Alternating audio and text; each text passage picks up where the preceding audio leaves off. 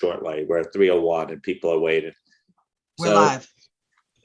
Good afternoon from Maryland for some evening, some morning. It's great to see everyone. The fact that I see everyone here makes me think that you all got home safely for those who are in New York. So hope your travels went well. And for those who are joining us by Zoom, welcome. Thank you to all the public observers who are joining us by YouTube. Today, the purpose of today's discussion is to finalize the project proposal on fraud.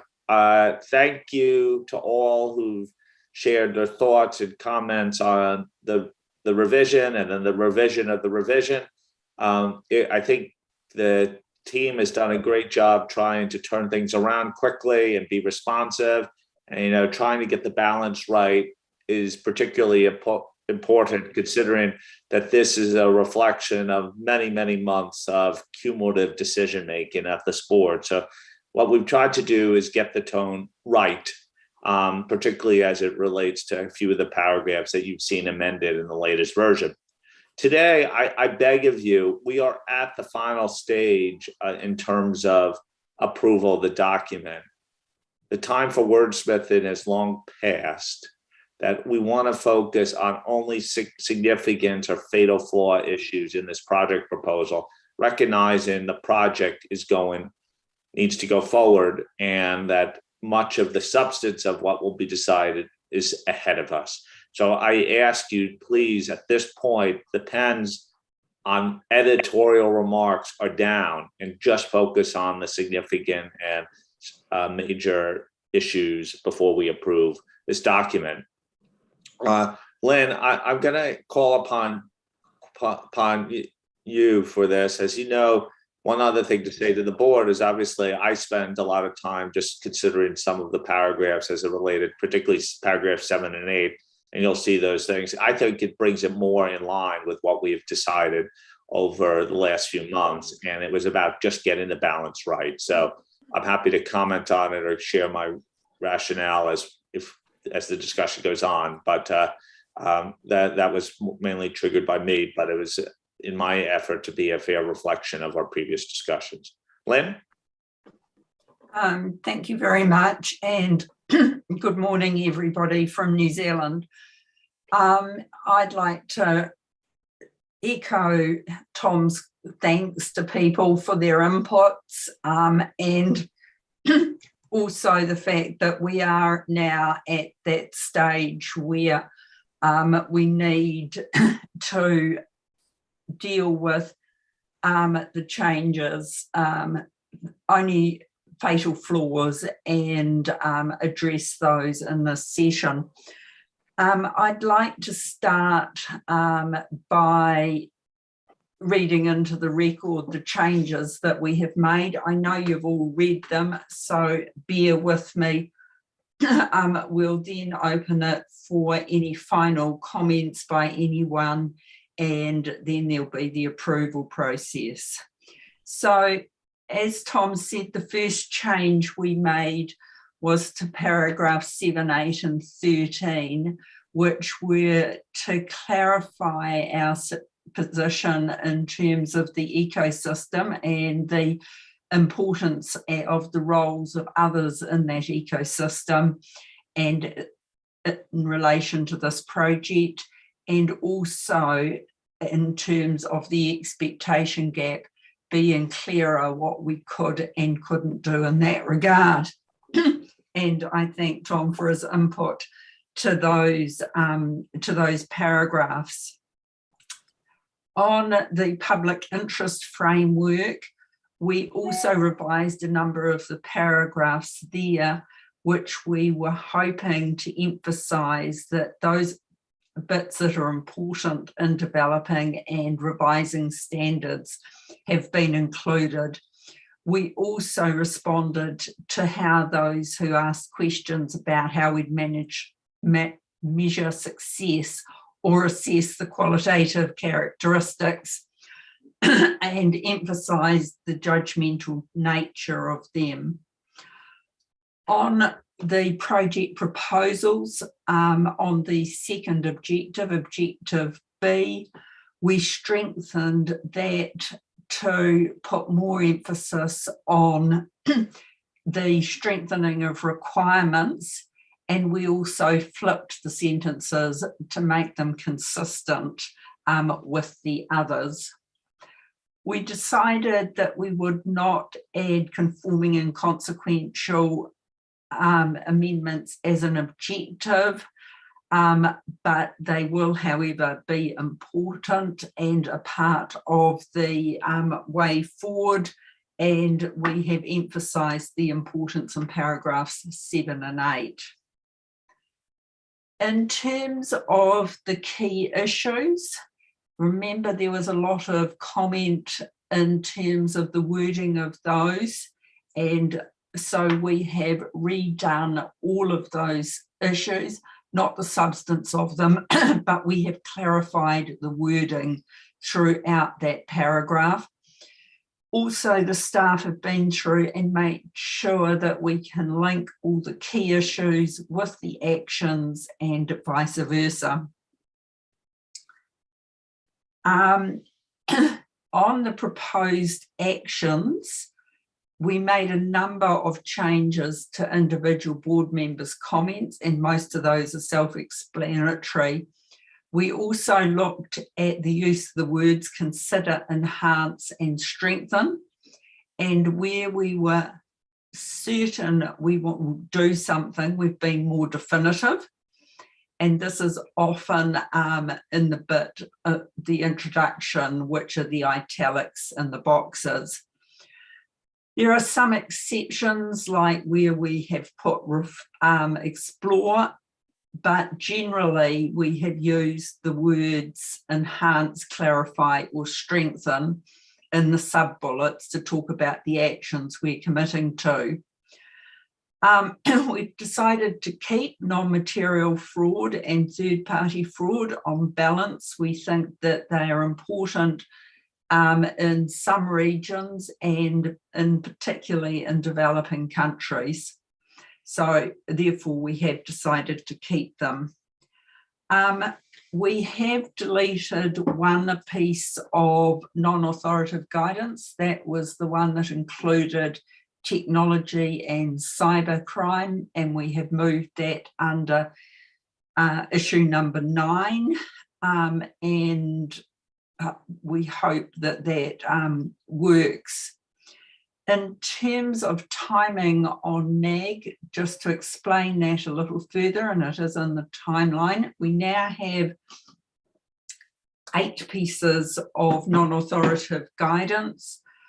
Our plan is to do that guidance on one of them in the first quarter of next year, specifically the linkages of 240 to the other ISAs. We think that will be useful not only for the users of our statements, of our non-authoritative guidance, but also for the project team to get the big picture of where 240 fits with the ISAs. The other pieces of non-authoritative guidance will be done when we have the requirements and the application material settled so that we can amplify them in the non-authoritative guidance. We are suggesting that there may be, and we don't know at this point in time, in the intervening periods, some FAQs that would be helpful. And so we have put into the plan that we will consider non-authoritative, some of that non-authoritative guidance if it's appropriate but we will commit to doing all of the other 6 items the other 7 items at the end.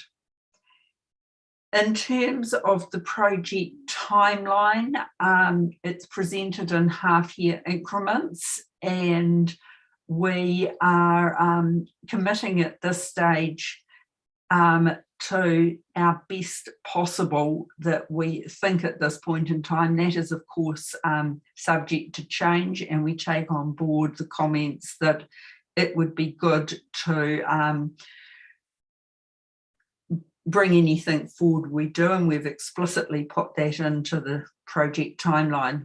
we have also unusually said that we will use our best endeavours to have an effective date not beyond December 26, which is unusual, but is as the board requested. And I think with that, I have covered the major issues that we have covered in the turnaround document. We have received some comments post that document, and I'm sure that if there are significant issues, board members will raise them during the next session. So Tom, that's what we've done in terms of the project plan. In my opinion, the project plan is in good shape to put to a vote, but happy to hear any comments from people of significant issues before then. Thank you, Tom. Thank you, Lynn. Okay, just would anyone like to raise any comments before we put this document to a vote?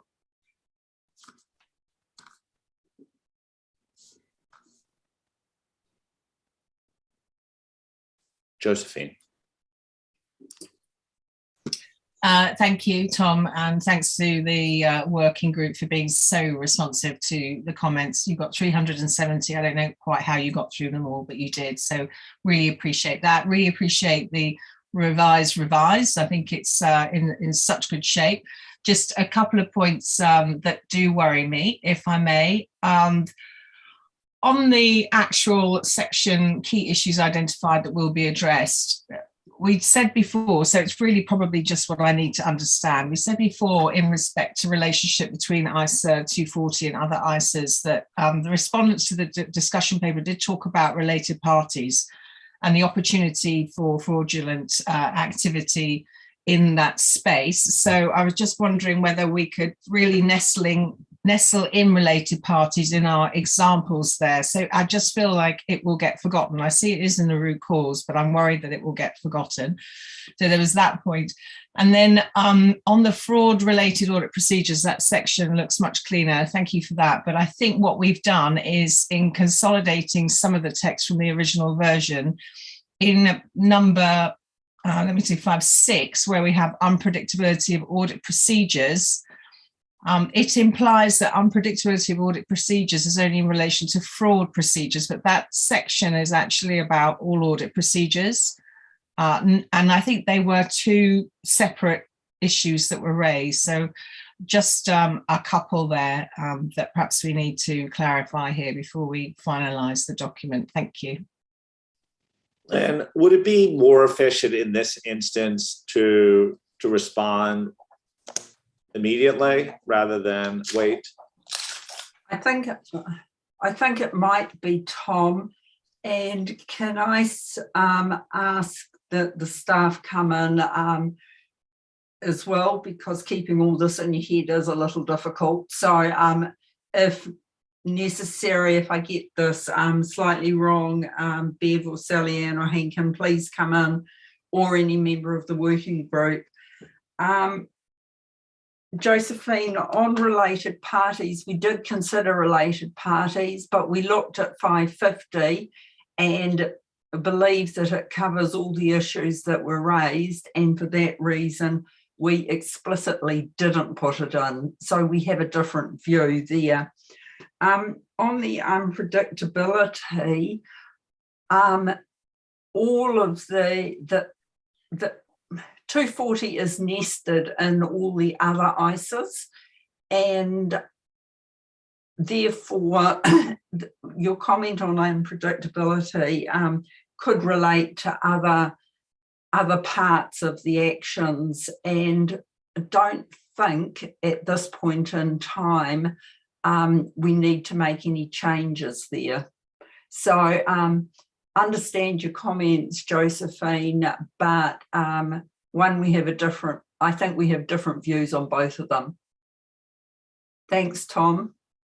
Bev, is there anything to add to that?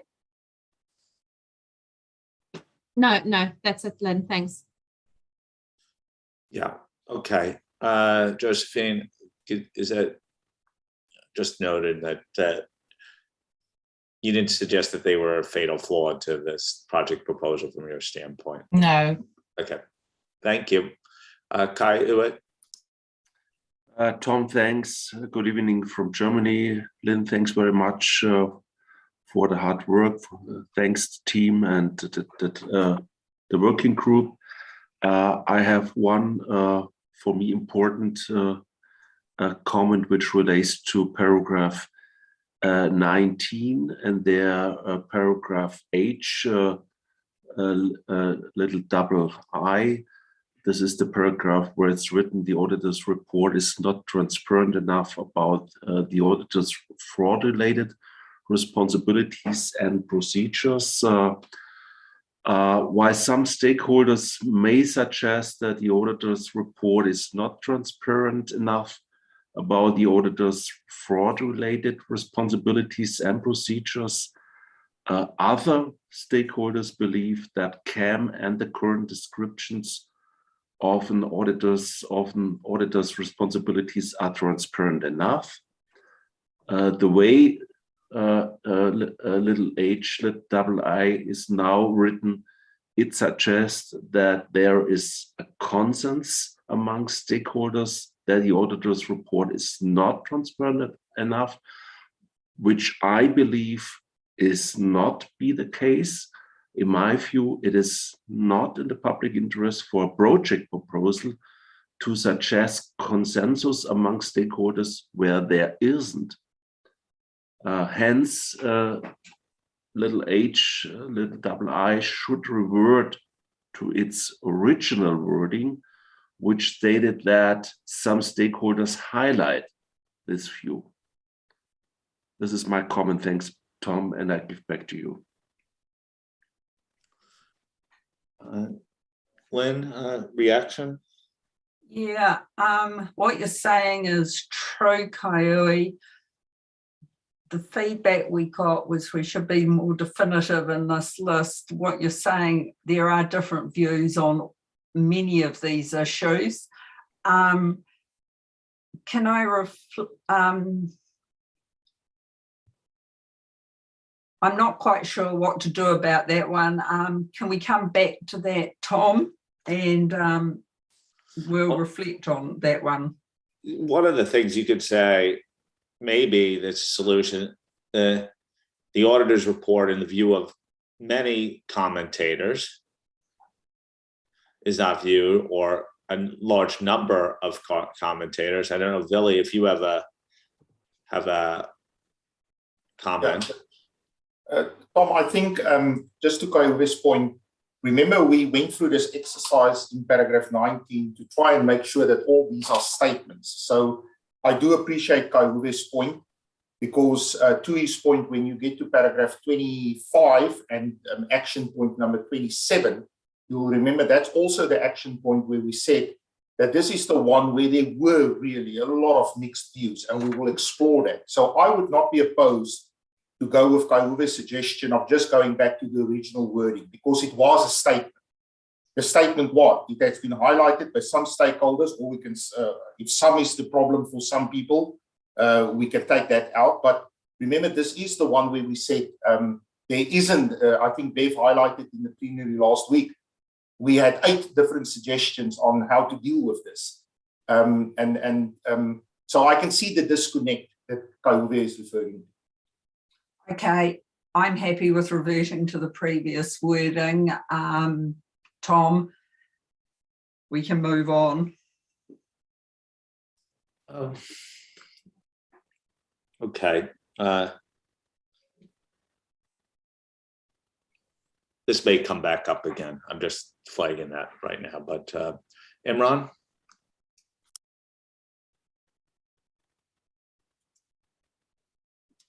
Thank you. I have 2 brief comments to make. Good evening, everybody. And firstly, our sympathies to all our American friends over the recent extreme weather in the US. Lynn, Bev, and Hankin and the working group, I really want to thank you for the turnaround draft. And then I want to thank you for keeping us on our toes with the turnaround of the turnaround draft. I appreciate very much the extensive enhancements that have been made on the plenary version. And I value the enhancements that have been made so that we can track all our commitments so much more easily. I also recognize that our working group has made a particular effort to accommodate my comments around making a commitment on our timeline without adjusting the overall timelines. And I would like, just for the record, to say how much I value the way it's been restated. Thank you for that. I am mostly in agreement with what's before us today, but I wanted to flag just two issues for your consideration, please. I've put them in writing just a few hours ago, but I thought I'd raise them now. And the first relates to footnote 2 to the paper. I appreciate that it is a minor footnote wrapped away, easily missed, but want to make the point that the footnote is probably now not consistent with the rest of the paper, because we now have several references to the expectation gap appearing in the project proposal. And so what's been recorded there is there being no further explicit consideration of the expectation gap would appear to be either superseded by the board's subsequent discussions and even by the text of this project proposal.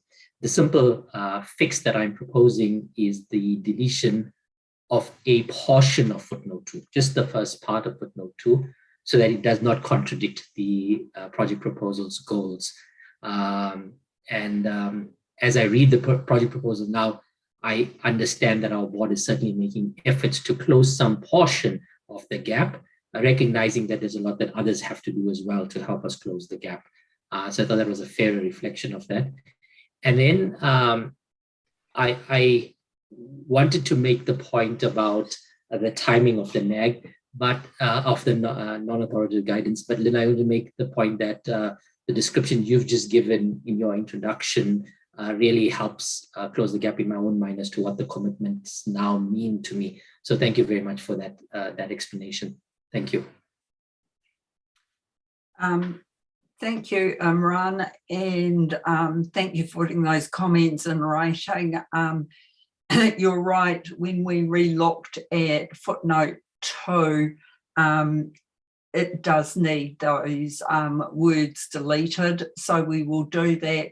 And Chung Wee has also pointed out that we've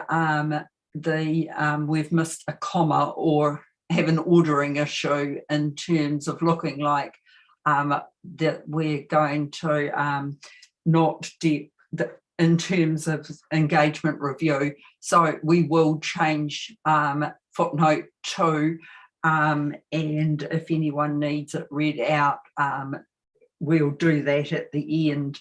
In terms of the non-authoritative guidance, Imran, we thought we would also put into the timeline that we will give people definite information about that when the non-authoritative guidance will come out, and we will put that in the table. So what I've just explained, we will put in the table and make more explicit. Okay. So thank you, Lynn. That's very helpful. Thank you, Imran. Thank you. I appreciate that. Thank you. That's very clear. Thanks, Tom. I think that's a strong process point too. So because our project timeline may evolve, our thinking may evolve on it. So I think that's a really good point. Chun Wei. Thank you, Tom, and very good morning from Singapore. Thank you, Lynn, Beth, and Hank, and the working group for all the work that's been done on the project proposal. I think it has moved vastly from the version that we saw. Still a very enjoyable read. So thank you for that. I'm very supportive of most of the changes. I did send through after the most recent draft some comments which I thought rise above editorial, and Lynn referred to one of them earlier. So thanks for noting that, Lynn. I'll just raise 3 points, if it's okay, during the plenary for the record. The first one, and this could be my own misunderstanding, but Lynn, I'll appreciate the clarification. And this is on paragraph 9. And in the middle, where we talk about elements of the PIF, deemed applicable and relevant to revising and developing auditing standards.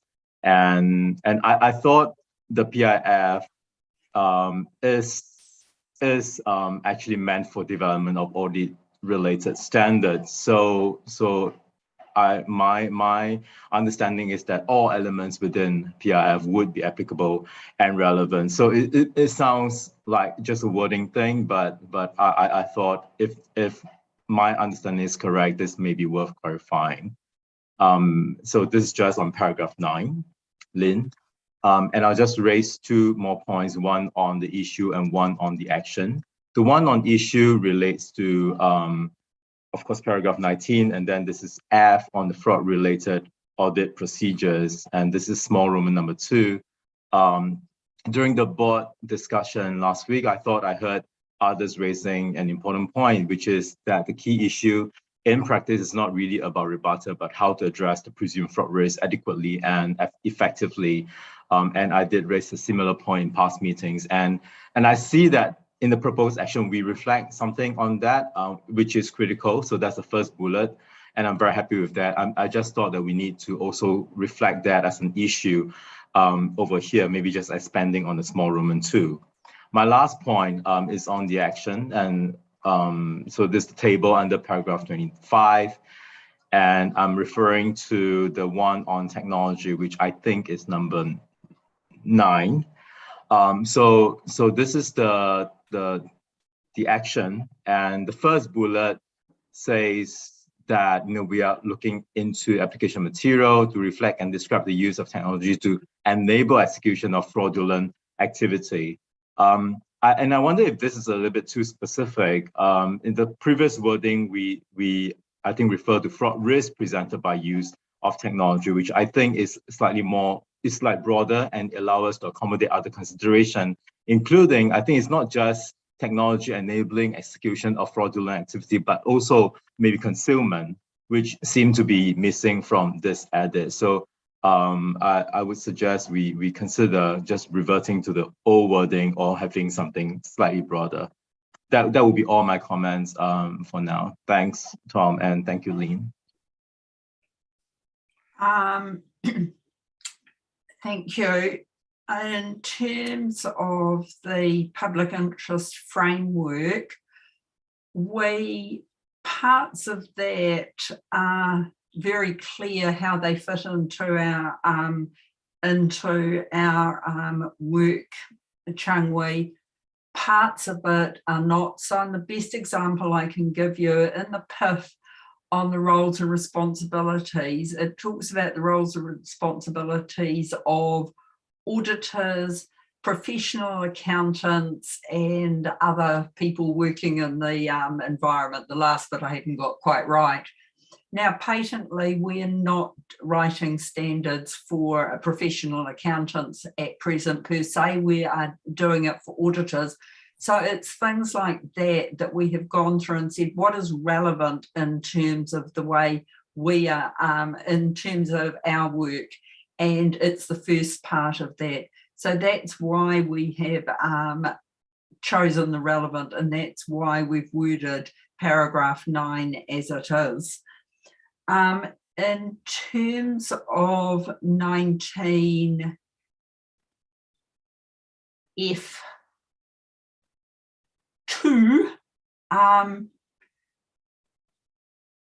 that was what we heard from stakeholders. It's not clear if they may or may not.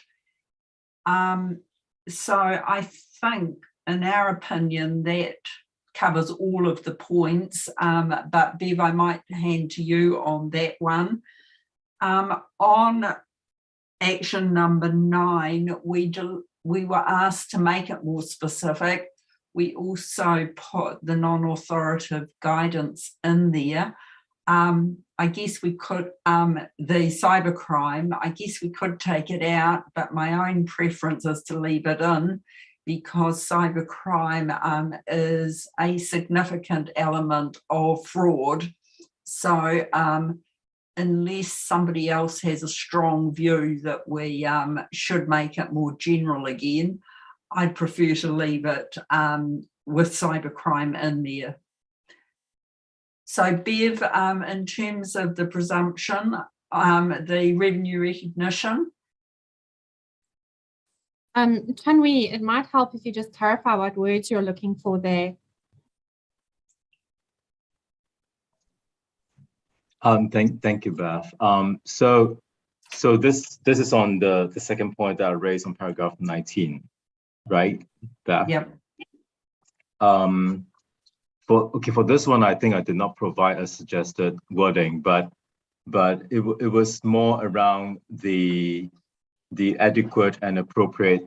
I'm not thinking on the go now, but maybe let me drop some words over to you as others contribute and for your consideration. I think we have to get it now, right? Chang Wei, are you sure it isn't covered in 3 under it? Where we talk about the presumption of fraud risk and other balances?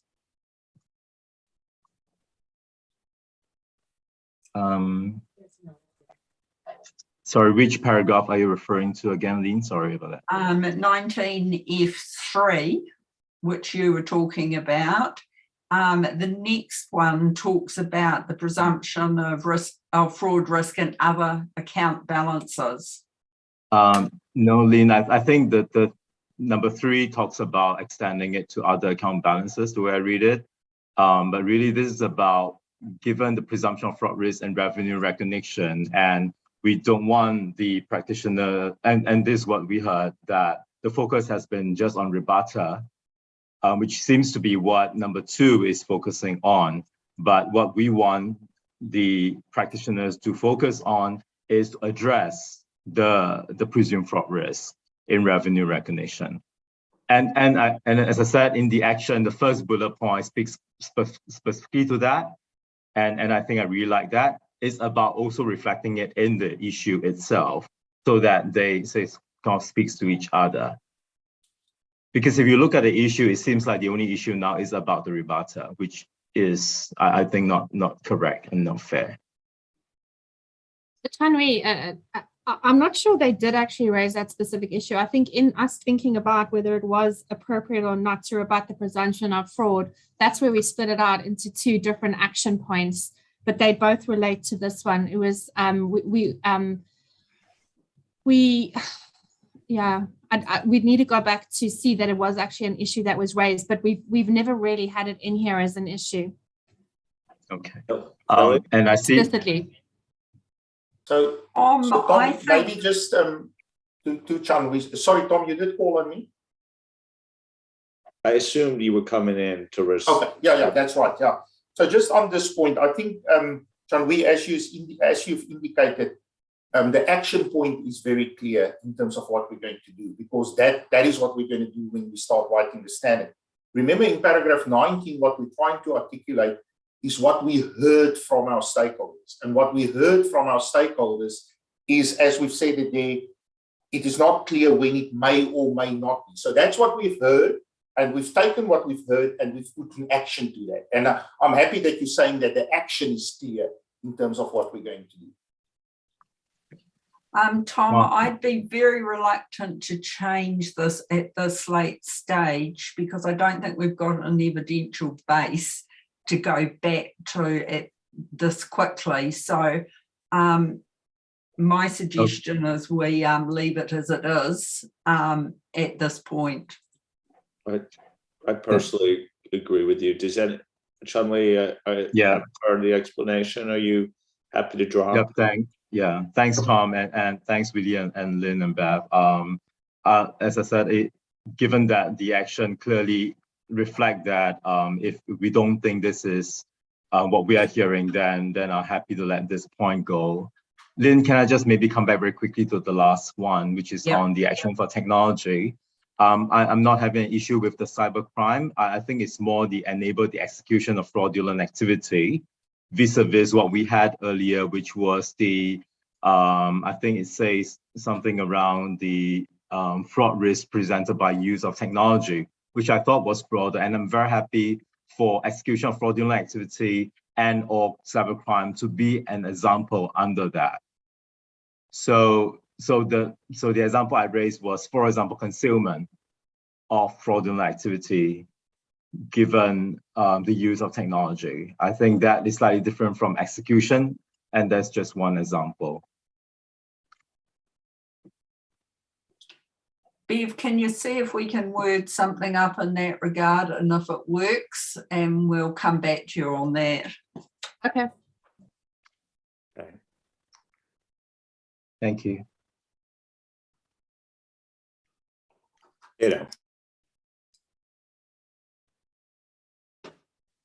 Yes, thank you, Tom.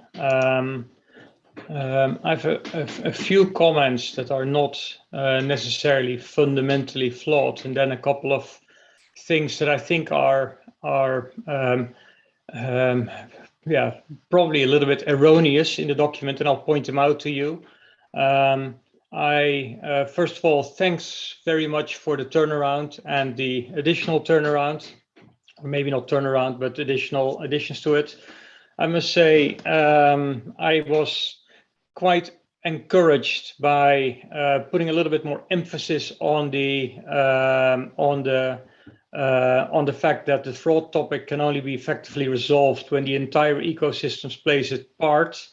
And I think I was happier with the version we got on Friday than with the version that we got now. I think paragraph 13 watered it down a bit. I'll accept it, but I just wanted to go on record. The other item, and I've mentioned it last week as well, I was hoping to see something to the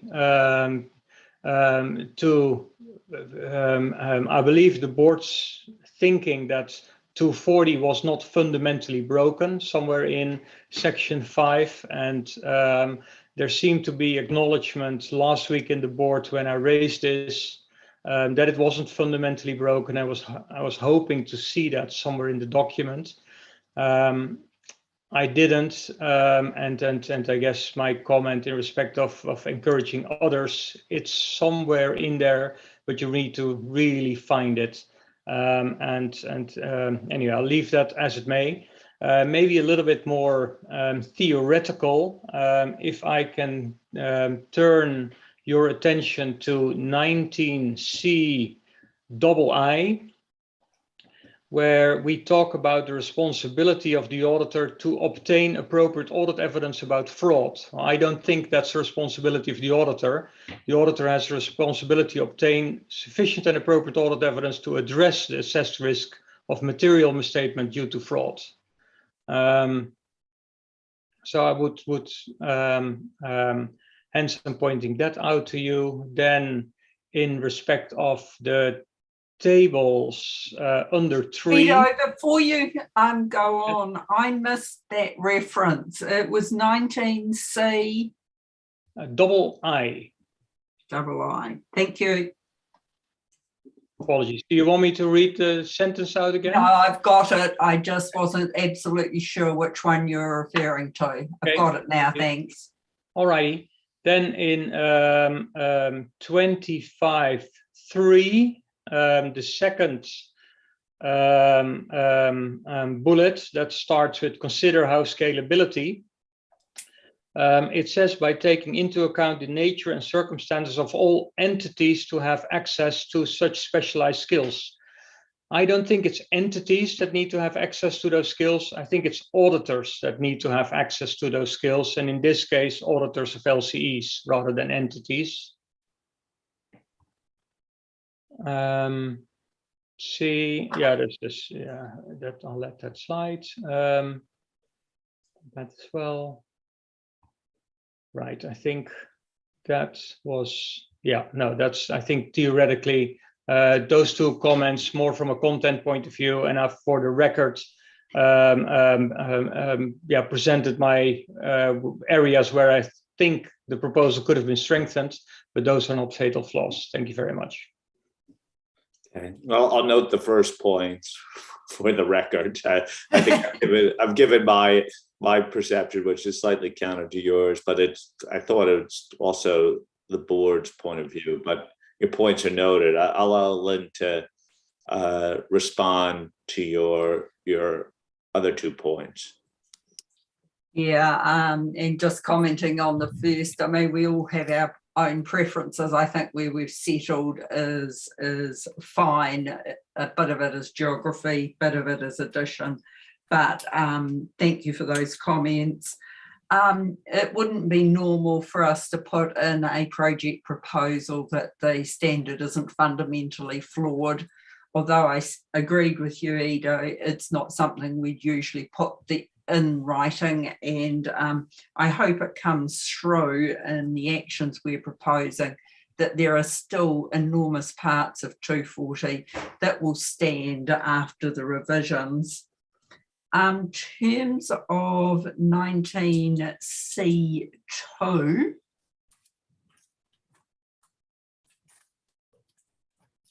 I'm going to have to come back to you on that one because I largely missed trying to find it. So can we just leave that as a outstanding issue at present? And on your final one, it sounded to me like we should move it to auditors unless I've missed something. So I would change from entities to auditors. But is there something I've missed there, Bev? No, I think that third change is fine. Maybe if we can just go back to the second change. Ada, can you just repeat the wording for 19C2? Sorry. Of course. Let me just find it again. Right. So we say to obtain sufficient appropriate audit evidence about fraud. And I don't think that's the responsibility of the auditor. And I was suggesting to say to obtain sufficient appropriate audit evidence to address the assessed risk of material misstatements due to fraud.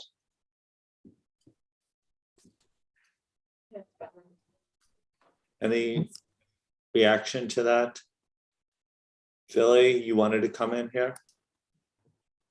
Tom, yeah, I do get Ado's point from a technical point of view.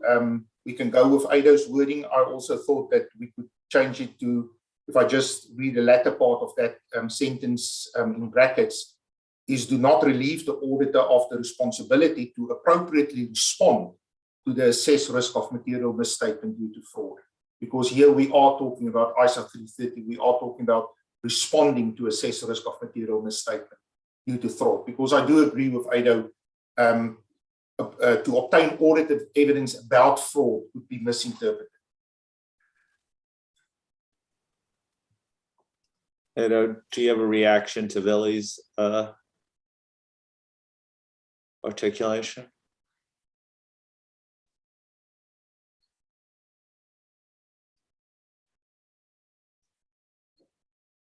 Lose him.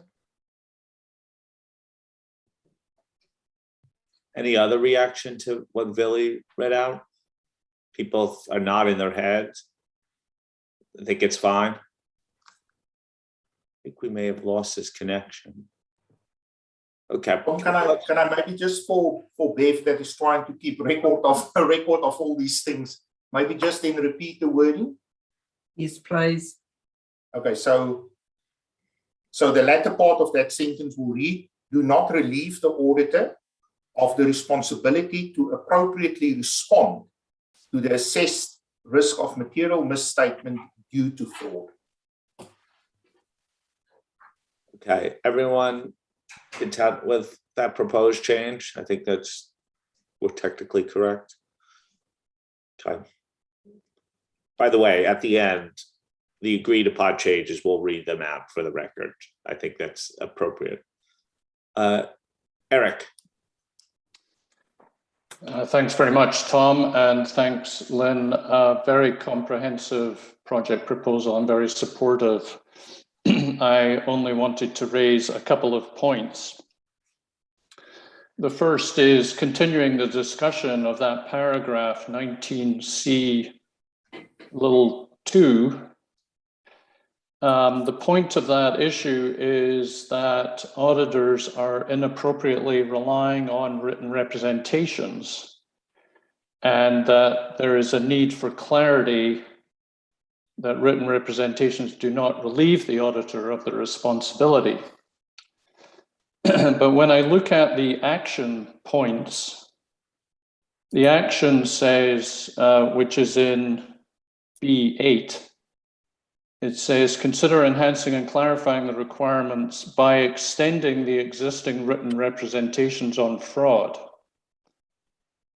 And I was just struggling with how extending the existing written representations on fraud would actually address the issue, which is about the inappropriate reliance on written representation. So I was just wondering if something was missing in 25 B8. In other words, should it say something of the order of clarify that written representations do not relieve the auditor of the responsibility, as we've just been discussing. The second point that I wanted to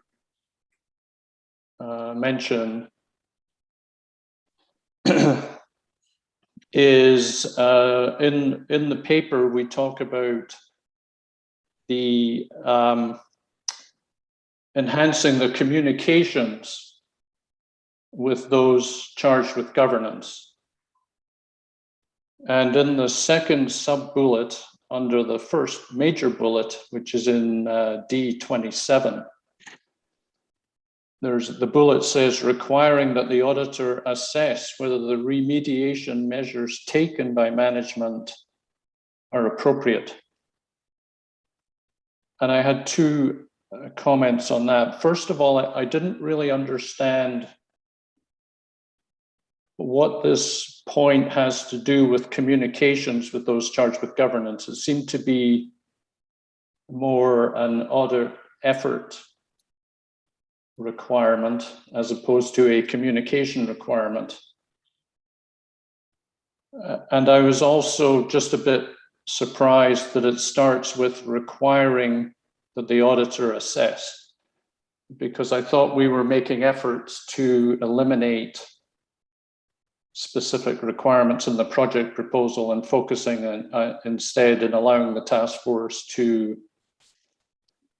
consider whether a new requirement is needed, or other words that would give them the flexibility to explore the issue.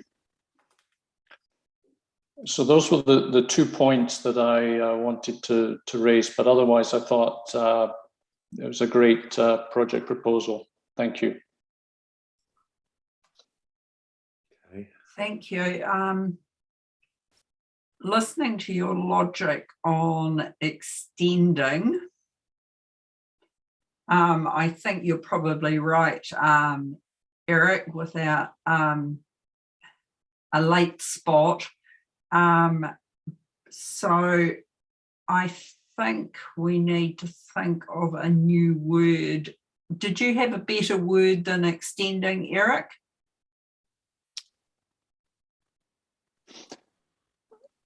Could we get to what paragraph we're talking about? We're on paragraph 25, reference 8, which is on page 14. I mean, could we just say including? Would that help? Just clarify, consider enhancing and clarifying the requirements for written representations, including extending them. That would sort of be a broader, it might be a broader way of wording it.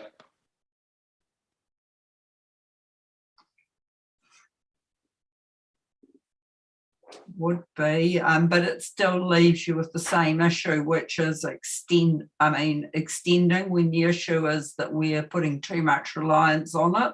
Okay.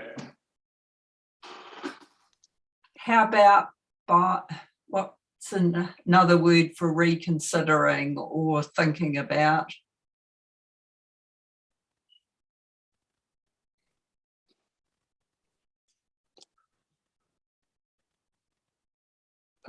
Assessing. Should we just put a full stop after management and just delete by extending the existing written representations on fraud in 240? It works for me. I don't know what the task force was intending with that last part, so. Does it work? Can you remember why we put that last bit in? Yeah, it was from a board comment. Okay. So we've added it in. Maybe we should Julie's just take raising it her out. hand on this point. Julie? Lynn, I was just wondering if we could solve it, and I agree, Eric, it does seem a bit contrary to, you know, extending the representations when we're saying don't inappropriate rely on them. Can we, in the action item, could we have both? And could we say that our action item would be to highlight that inappropriate reliance, it would be inappropriate to solely rely on representations and consider extending representations or something, just to incorporate both points in there? Because I think the extending was important to us, but I agree that we have a bit of a disconnect between what was shared and then what our action item is. Yeah, the difficulty there, Julie, is changing what the stakeholders said is difficult at this point in time. Yeah, I was so only if we change the issue. Diane has a suggestion. I'm not sure it's a suggestion, but I do want to just remind folks that some of the actions are also based on what we heard at a root cause. So we definitely, the front part, that infamous paragraph, you know, is what the stakeholders heard, but then we also went through really extensive root cause. And I know like the unpredictable procedures came out of the root cause.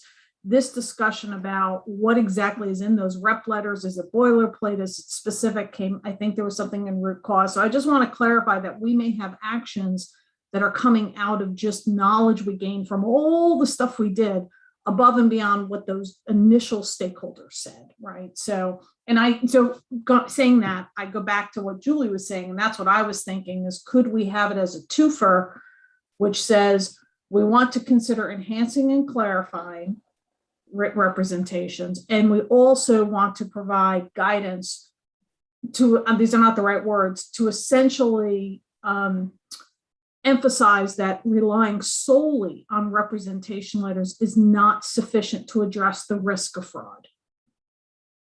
So kind of including both elements.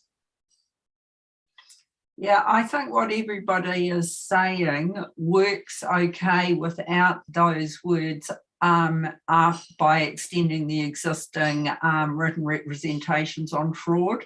I think what we are planning to do is enhance and clarify the requirements for written representations for management. Let's reflect on that and we'll come back to it. I think Billy wants to come in once on it, Okay, Billy. and we'll drop it. Yeah, Tom, I just want to say that, you know, this wasn't part of the turn. This was in the original document that we posted, and clearly the working group felt strongly about it. So I'm just hesitant taking something out now that we were settled on, and breaking something, because this is exactly what we're now doing. We're fiddling on the text, which has been settled for a while, except for the items that have been indicated in marked text. So I just want to make sure that we don't lose anything that the working group clearly thought about for quite considerable amount of time before they posted the paper. Okay, we'll just put that one as one to be reconsidered and come back to. And on 27, Eric, what we were trying to do was keep together all the stuff to do with those charged with governance, which is why that section is there. And I think that's the right call, to keep them all together. And it may be slightly different in nature, but the key point is we're trying to make sure that those charged with governance do what they're meant to do. And I feel very strongly that it's those charged with governance responsibility to do something about identified or suspected fraud first. rather than the auditor. And that was the thinking behind that staying where it was. And in terms of Billy's comment, it's been there for a while and we've had no other comments from it. So I wouldn't propose that we made any changes in regard to that one. Well, Lynn, you did make a change to say requiring in 240, I believe. There was a change at the start of that bullet. Yeah. So I think that's my second point, I suppose, was just the use of requiring there, whereas in other parts of the document, you haven't been as definitive on that. So I was just raising that as a question as to why that one had to be requiring specifically, whereas other ones are considering or exploring or considering enhancing or considering a new. I'd be happy to change that first word as long as we don't change the position of it. So if we change that to, and it's probably an enhancing. Would you be happy with enhancing, Eric? Yeah, sure.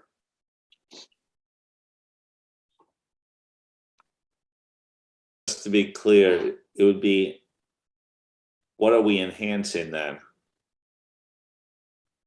You have to enhance it. Enhancing in ISA 240 that the auditor. You enhance something though. Yeah. So it would be the same as the one above it, enhancing the requirement. Okay, was my, people live with that. I don't think it changes the basic intent.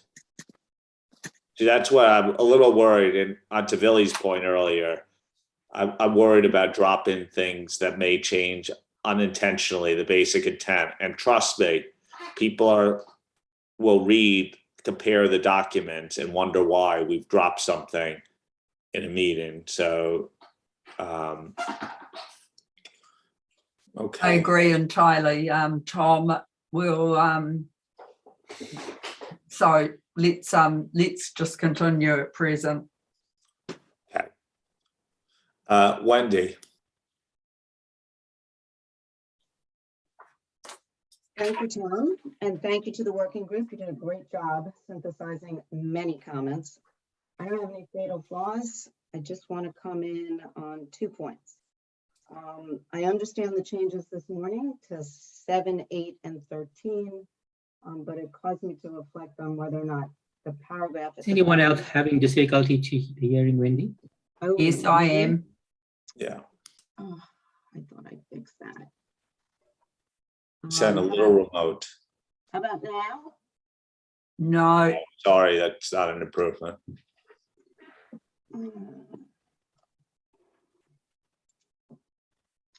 All right, go on to somebody else while I try.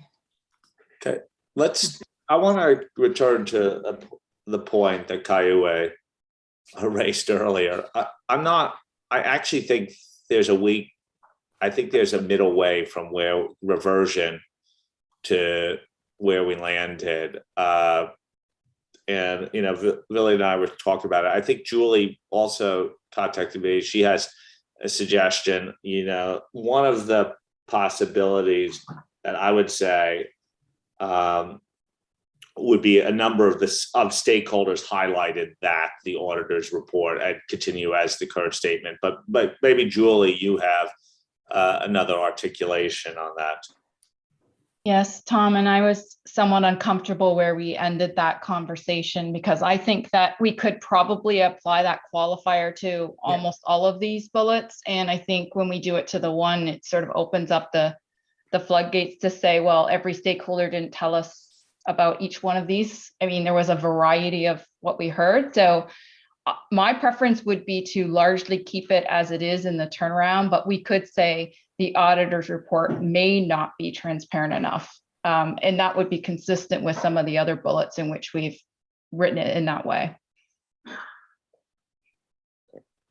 My personal preference, I sort of reserved the right to come back to this point. I was slightly uncomfortable And this is a big issue for a number of the stakeholders who commented on it, particularly from the user background that we heard and regulators. So I don't know, Wendy, are you coming back on this point or on a different point? Not on this point. Would people be more comfortable if we could leave it as was in the revised draft, but say, rather than is, which is a definitive, say may not be, and then it gives greater clarity and heightened awareness of this point? Kai, you raised the issue. Yeah. Could you live with that? Tom, the solution which you have proposed is what I would prefer. The may not, is that fine? The first priority would have your proposal, and the second but proposal. Julie makes a very key important point here, that we haven't qualified other ones, and maybe there may be diversity of views on this one, but there are diversity on other points too. And what she's done is try to suggest a more consistent approach to it. Remember, this isn't the action that we're taking. Our actions are in the next section, but I think we should be consistent. And I just don't want to, I can tell you, when I listen to investors who comment on the CAG and other places, they feel passionately about this point. And so qualifying it in a certain way that's different from the way above may give the impression that we're downgraded this topic, which we're not. Yeah. Thanks, Tom, for the explanation. I'm happy with May. Okay. Can the board live with May? Julie, you not only may have found the solution, you found it. So thank you very much. I'm much happy with that too. So my unease is gone. Wendy. Okay, is that better? Yes. Yes, okay. I did send through a few comments, some of them on the words, Lynn, on, enhance and inconsistencies there. But I just wanted to come back in on 2 points. One was I liked the changes to 7, 8, and 13 and understood why they were made. But I was wondering if the last paragraph in 17, which is below the ABC, that was part of the Friday document, is actually still needed. So that was comment number 1. Or does it complement and work? Is it part of 7, 8, and 13 and still needs to be in 17? And then my second comment is the same as Chung Wee. I sent in a different suggestion for 19D little I, but I'm happy to go back to what it was as Chun Wee had suggested.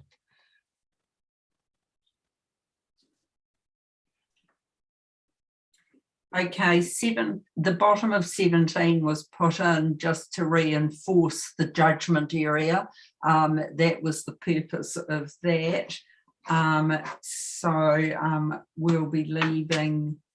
I think it's appropriate to leave that in. It seems to have helped people who had concerns in that area.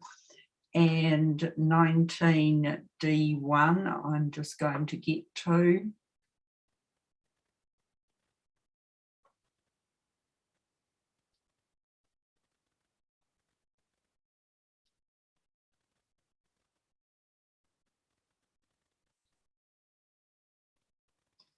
Wendy, could you just articulate in terms of 19D1? So that's the one that says ISO 240 needs to consider the impact of the entity's ability to use technology to enable the execution of fraudulent activity in the auditor's procedures. And let me see if I can find what it said before. I think it just said it needs to be modernized for the auditor's considerations about new and evolving technologies.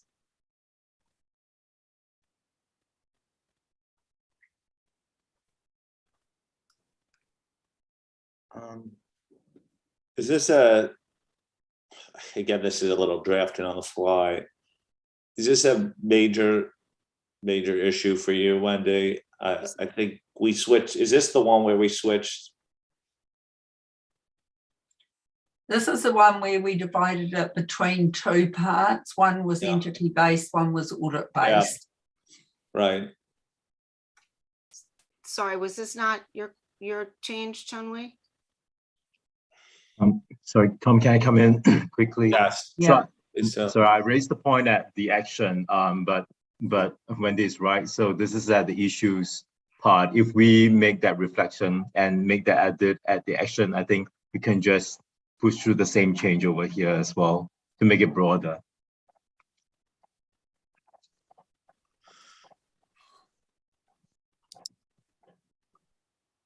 So I think the point we're trying to make is not just about using technology to enable execution, but a broader point around technology and the impact on fraud.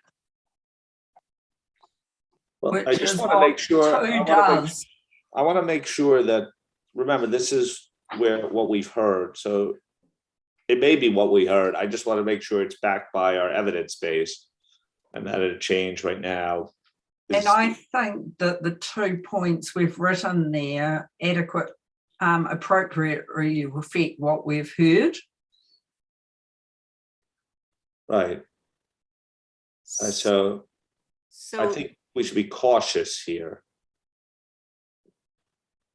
So Is that what you're suggesting, Len? Yeah, That we should leave it as is?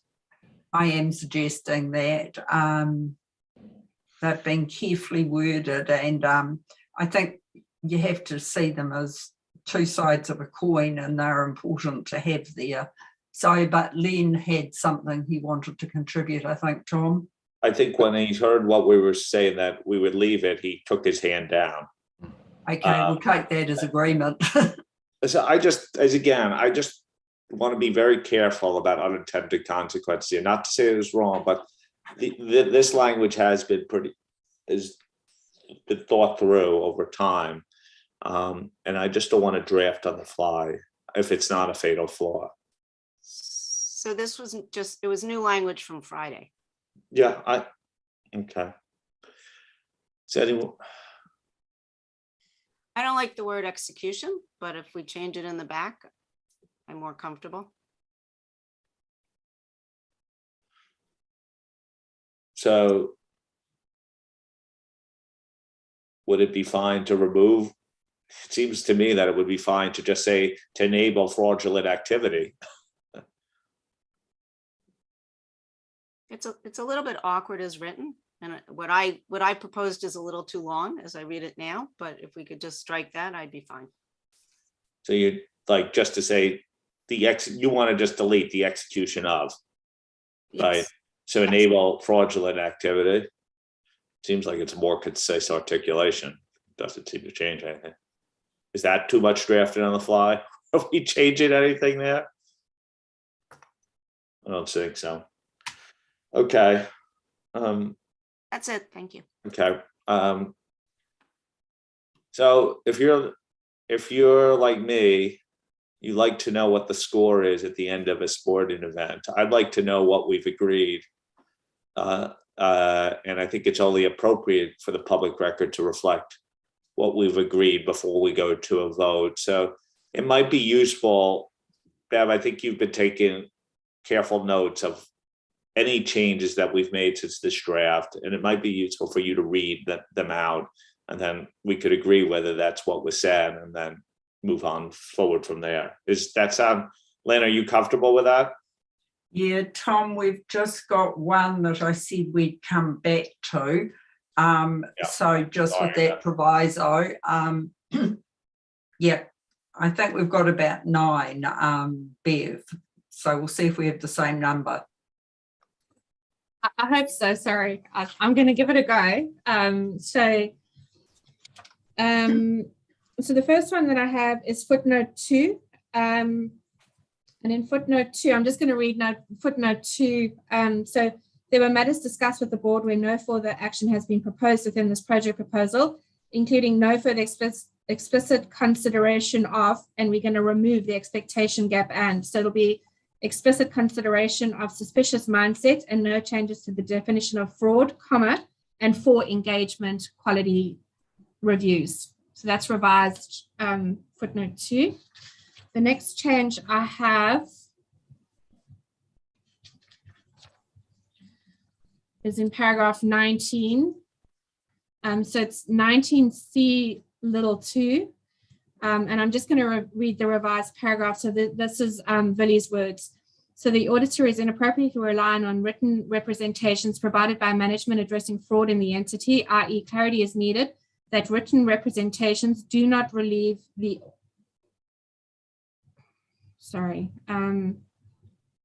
relieve the auditor to appropriately respond to the assessed risks of material misstatement due to fraud. So Bev, Yeah. if I can just come in on that one. So we have the words do not relieve the auditor of the responsibility to appropriately respond to the assessed risk of material misstatement due to fraud. Yep. By the way, in the process, if anyone has a point of clarification, please raise your hand.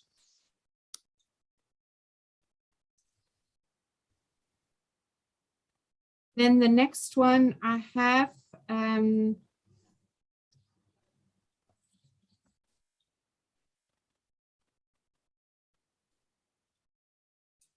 so is on the transparency. So that's 19H little 2. And here we're just going to change the is to a may. So the auditor's report may not be transparent enough about the auditor's fraud-related responsibilities and procedures.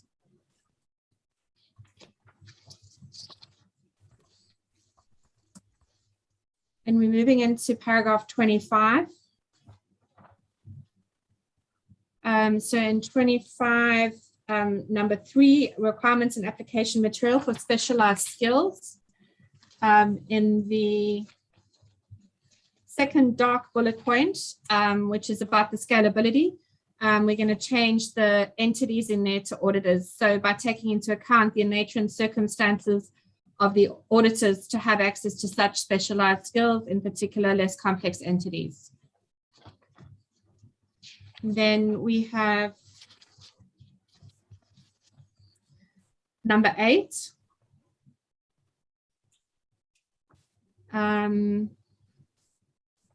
So, Edo, you raised your hand there.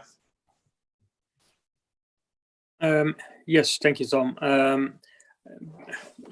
I was thinking, Beth, that it also should say, in particular, auditors of less complex entities. Yep. Thank you. The written representations from management, this is number 8. And I apologize, I'm not sure where we got to on this. This is the question mark, Bev. Yeah, okay, well, there we go. Can we come back to this one? Let's come back to this one. Let me finish going through. The next one is number 9. So I'm just going to read out, so this is the one we were just discussing. So I'm going to read out the previous wording that Chanwi wanted us to revert to. So this one will be enhance application material in ISA 240 to reflect and describe fraud risks presented by the use of technology, as well as the use of technology to enable fraudulent activity. And then I was unclear whether I think we were going to leave in including cybercrime.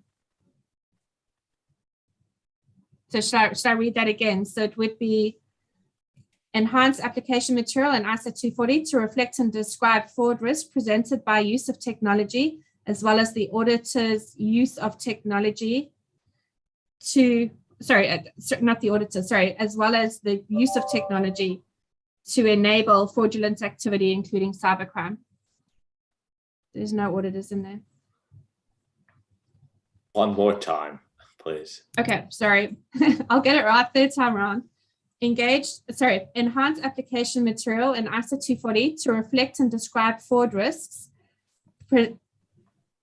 presented by use of technology, as well as the use of technology to enable fraudulent activity, including cybercrime.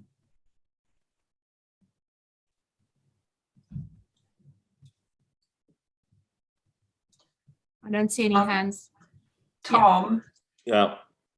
I actually prefer what we originally had to what Bev's read out. I think it's easier to read and clearer. But I may be unique there.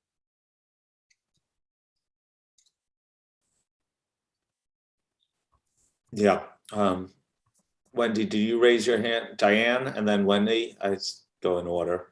Yeah, I was just going to suggest the same thing. If we could do a little compromise, a little bit clean compromise. So we would leave the opening, enhance application material in 240 to reflect and describe the use of technology to enable fraudulent activity, including cybercrime, and perform fraud related. And then if we like that words, we need to go back up, Bev, to 9, paragraph 9, to use those same words, enable fraudulent activity. That was going to be my suggestion.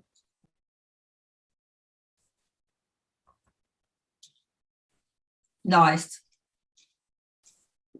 What did you say, Lynn? I said nice. Nice. Okay. Are people in agreement with that? And then we'll reflect upwards in paragraph 9, the same language around fraudulent activity. I see Chun-Li even gave me a thumbs up too. Okay. Wendy, you wanted to comment?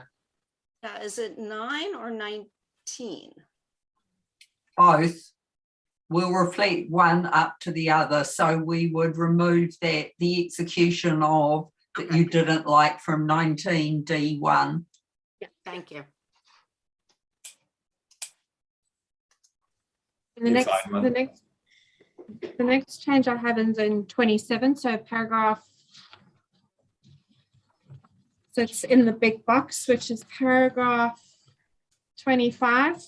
So in D, number 27, it's the second sort of hollow bullet point that currently says requiring in ISA 240 that the auditor assess whether the remediation. We're going to change that to enhance the requirement in ISA 240 that the auditor assess whether the remediation, in the same words for the rest of it.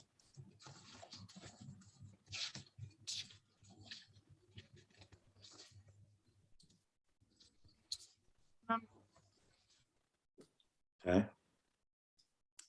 And that's, I think, what I had. Okay, so then we have the last, there's one more about the non-authoritative guidance timeline, but we were going to add in terms of reinforcing when we were going to make that certain.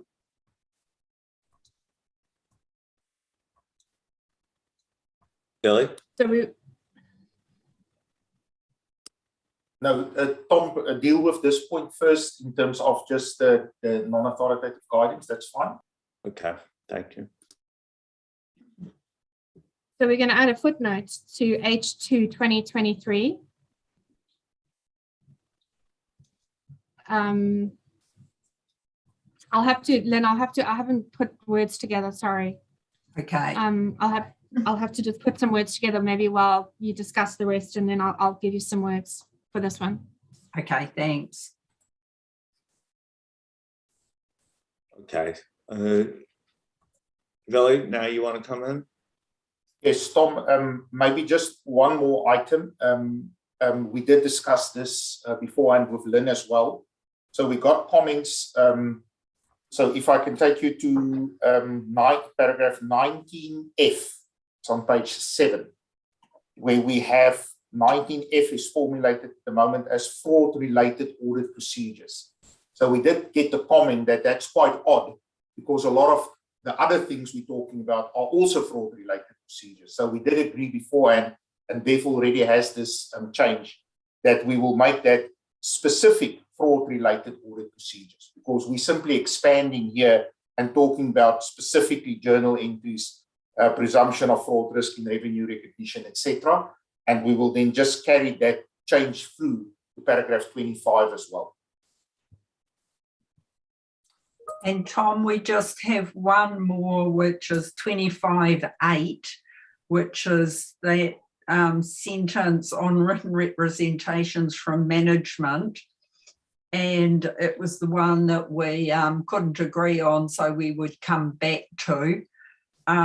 It seems to me that there are three options. One is status quo, leave it as it is. Number two is delete all the words by extending the existing written representation on fraud in 240, or third, rewriting it. And realistically, I think it's too late to rewrite it. So we're either on, in my opinion, on option 1 or 2. Could I see anyone object to leaving it as is? Bill, your hands up. Is that? Well, I guess I was going to come in and say Lynn's second option in my mind is better, because we did hear in the root cause analysis the extra bit around the extension. And so if we shortened it, that wouldn't preclude us from talking about extending them. But if we leave it the way it is, I can see that, we have that disconnect between the two bits. So I thought, Lynn, your second suggestion at least provided us with the flexibility to address both points, the inappropriate reliance and the extension, possible extension. Is everyone whose hand up feel that way? Okay. Is there any unintended consequence from removing it? That's honestly what I would be concerned about. Would people have a perception that we're doing something less, which is no? No. I think we're probably okay, Tom. May I ask what's the new words? Endorse what Julie said. So are you Please repeat the new suggesting, words. is it suggested consider enhancing and clarifying the requirements and application materials for written representations from management, period? Correct. Okay, people are happy with that. Okay. So I just wanted to make sure that everyone, we used our collective wisdom here to test ourselves to see if there would be any unintended consequences of that. Bev, have you got words yet? Did we Yeah, talk long enough? I can try. You may not like them. Anyway, so this is for H2 2023 on page 26 of 35, where we've got development of non-authoritative guidance is deemed necessary by the IAASB. We would add a footnote to that along the lines of, although the development of the majority of non-authoritative guidance is planned for H1 2025, the board will consider whether it's appropriate to develop non-authoritative guidance at this time. So we're just leaving the door open that there may be something at that point in time that we can do, but we know that the rest is committed to, once the standard has been set, we can then obviously develop the guidance off the back of that. Bev, could we just confirm the timing, where you talk about timing? And I think that makes it stronger and more in line with the feedback we had.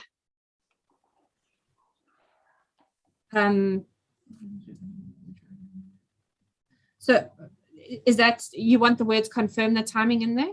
Yeah. So although the development of the majority of non-authoritative guidance is confirmed for H1 2025? No, I'd say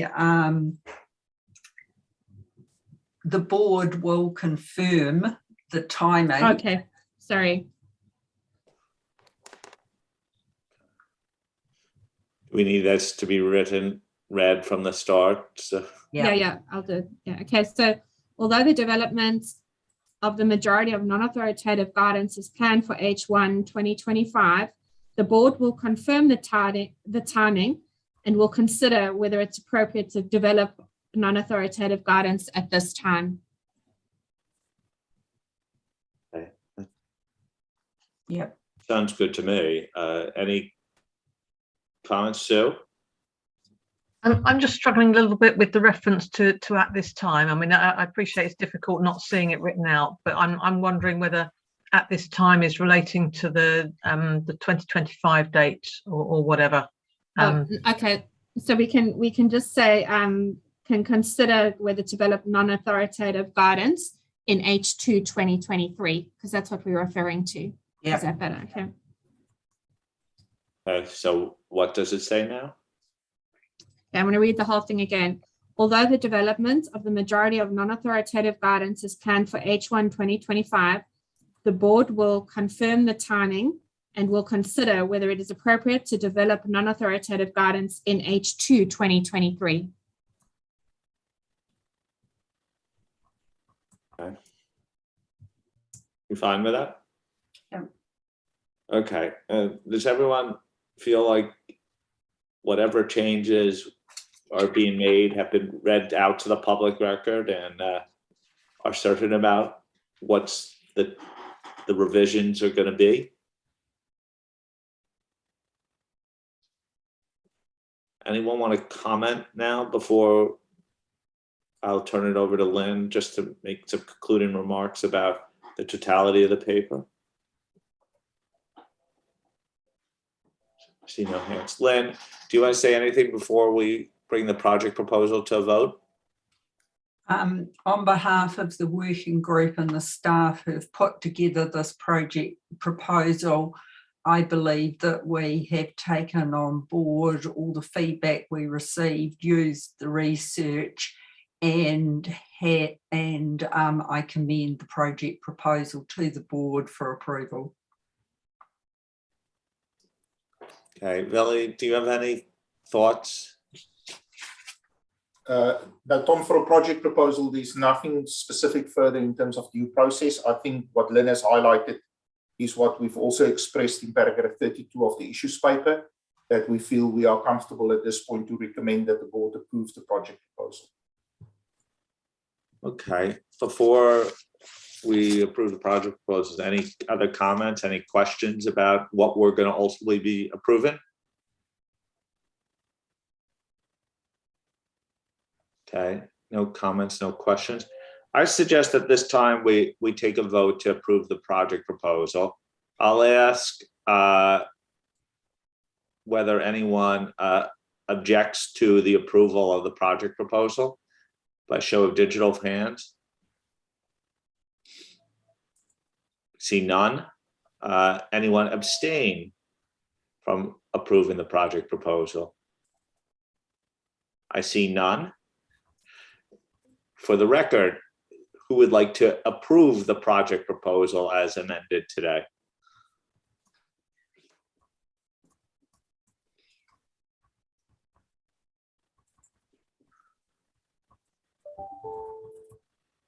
Okay, so I am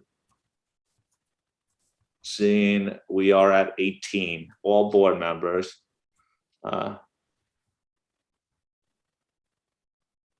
Okay, thank you all for that. And I just want to congratulate Lynn, the fraud working group, all the staff involved, Bev, Hankin, Sally Ann, I should say Angela as well, in the project. So thank you for all of your efforts, and the board for all your comments. Project proposal. We certainly made a lot of editing at the tail end of this project. Imran, could I wait 1 second, or would you like to come in now?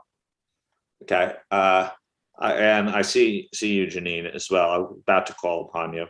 I just think it's really important that as we move forward on this, we stick to our guns, that this is really about fulfilling the public interest by focusing on our role as standard setters and focusing on primarily the requirements and related application guidance to enhancing 240. And that, as we have said all along, it's going to be an evidence-driven project where we will be open-minded and ambitious about the outcomes. And I think that's the spirit by which we've conducted ourselves to this point. And while we know there's been twisted turns of the road, we're at a really strong position right now to fulfill the public interest. Janine.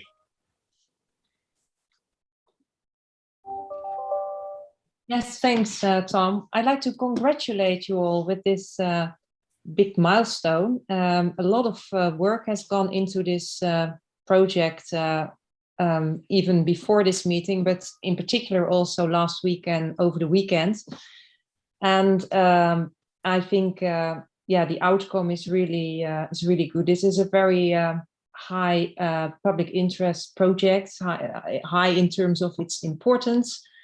And as a PIOB, we're very supportive of this project and are very much looking forward to the outcome, which will take, of course, quite a while. But yeah, we like to encourage you also when you're executing on the plan to also look at the audit approach holistically from an audit risk perspective, and to also assess what else may be needed, which is not yet reflected maybe or explicit in the plan, what is needed for narrowing the expectation gap. And we're confident that with this plan, there is sufficient opportunity to make a difference, a real difference. So thanks a lot for all the hard work. So thank you. Thank you for that. Jim Dowkin. Thanks, Tom. Just what I said from the start is this was an important project from the CAG perspective, and one that is clearly in the public interest. And I look forward to seeing it as it develops and we can provide additional feedback. Thanks. Great. Lynn, any closing remarks? And then Imran, did you want to come in or was it your hands down? Okay, thank you. Lynn, any closing remarks? Yeah, Tom, before we move on to the next slide, I'd just like to add some thank yous. I know I made them at the beginning of my presentation last week, but I just want to reiterate many of those thank yous. The staff have been absolutely outstanding on this job, and Bev, Sally Ann, Hankin and Angela, my sincere thanks. You've gone above and beyond, and it hasn't always been easy, and I appreciate the fact that you have kept on keeping on. To the working group, including Fiona, Imran, Lynn, Diane, Julie and Fabian, thank you very much for your intellectual input, your commitment to the project. It seems we've done a lot of hard work to date, and I hope that all goes well as we move forward and we become a task force rather than a working group. I'd like to, on the public record, acknowledge all those people that were part of roundtables that responded to the discussion paper for their input. They've helped us shape this project. I'd like to thank the PIOB and CAG for your valuable input. And finally, to my fellow board members and their technical assistants, thanks for the fastidious way that you have addressed all of the matters in terms of this project. So look forward to working with you all over the next year as we put together an exposure draft. And I'd particularly like to welcome our new members to the team, Jesper as a staff member and Josephine as a task force member. So with that, Tom, can I move on to the next slide? Yes, please. Okay, just wanted to give you a heads up on what we are intending to bring to the next two meetings and how we intend to work. Firstly, we will of course continue to monitor and engage with our various stakeholders, and we will be refining what we are thinking about. We have three areas that we have identified to put up front in terms of standard setting and put before the board. The first is that very important point of clarifying the role and responsibility of the auditor. The second is regard the robustness of identifying the risks of material misstatements in relation to fraud. And the third is that important area about transparency and what we should look for in terms of reporting. So we will also be working on, as I said earlier this morning, about the linkage of 240 to all the other ISAs. So you can expect for us in March and in June those items to be covered as being the biggest or most contentious in terms of the IAAS, but in terms of the project. Next slide, please. So I know somebody wanted to answer this question last week. So this is just the final question. Does anyone have any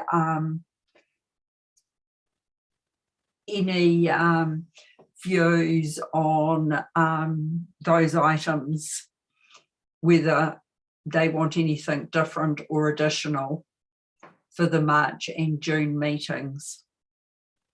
Thanks, Tom. Thank you, Lynn. Sue? Hi, it was me, Len. That was a memory test that I've managed to survive, I think.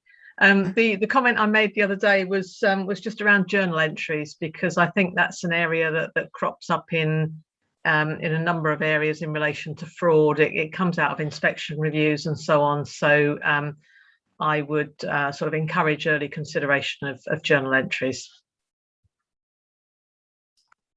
Thank you. Isabel? Yes, hello everybody from Paris tonight. I wanted to react on the previous slide you have just disclosed. And so we are planning to discuss the changes to the auditor's report in the next 2 meetings. So of course, some things may be done already, but if we have not done some other modifications to the standards, I believe it's difficult to anticipate all the potential changes that may be needed in the auditor's report.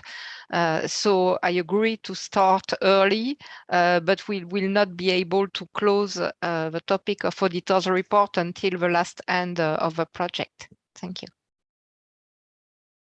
Okay, Imran?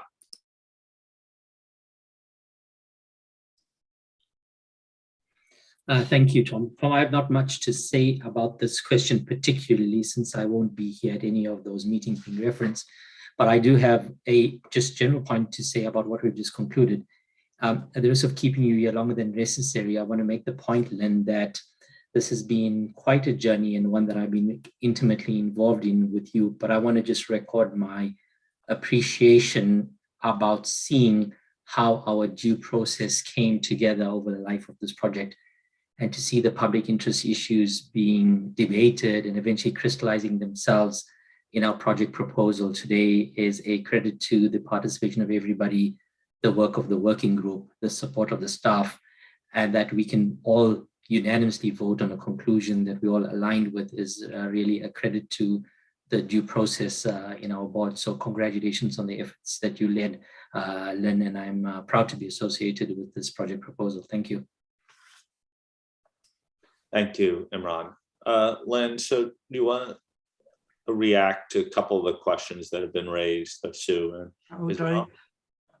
Thanks for those comments, Imran. I appreciate them. So hear you on journal entries, and we'll take that into account in terms of our forward planning.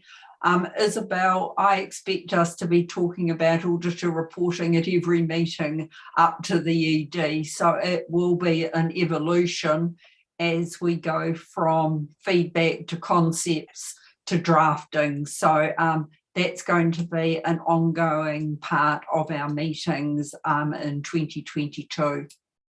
Thanks, Tom. That's it from me. Okay. Thank you, Lynn. Thank you all. I think, again, as I said earlier, a really important milestone in our taking on this issue. And thank you for all your participation throughout the project's journey. Len, do you want to just give any preview for tomorrow, or the fact that we just received something related to 600? Is it worth mentioning something to the board before we close? Oh, thank you, Tom. Just want to thank the board member for some of the comments we received over the weekend. And